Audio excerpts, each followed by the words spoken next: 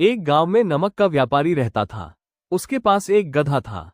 व्यापारी रोज अपने गोदाम से दुकान तक नमक ले जाने के लिए गधे का इस्तेमाल किया करता था। वो नमक को बोरी में भरकर गधे की पीठ पर लाद देता और उसके साथ साथ चलता हुआ दुकान तक आता था। व्यापारी का गधा आलसी प्रवृत्ति का था। काम से बचने के लिए वो नित नए उपाय सोचता रहता था। गोदाम से दुकान तक के रास्ते में एक नदी पड़ती थी, जिस पर एक छोटा पुल बना हुआ है। एक दिन नदी पर बने पुल पर चलते समय अचानक गधे का पैर फिसला और वह नदी में जा गिरा। नदी के पानी से नमक की बोरी भीग गई।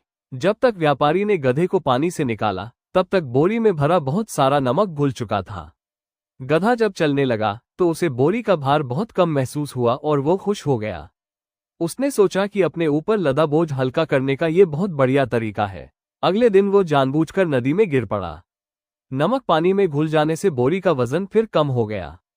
उसके बाद से वो हर रोज ऐसा ही करने लगा।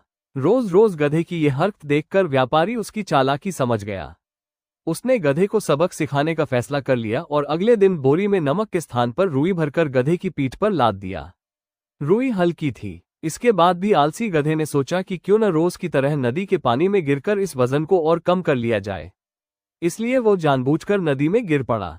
लेकिन इस बार बोरी में नमक नहीं बल्कि रुई थी। पानी में भीगकर रुई का वजन कई गुना बढ़ गया। गधा जब उठकर चलने को हुआ तो इतने भारी बोझ से उसका बुरा हाल हो गया।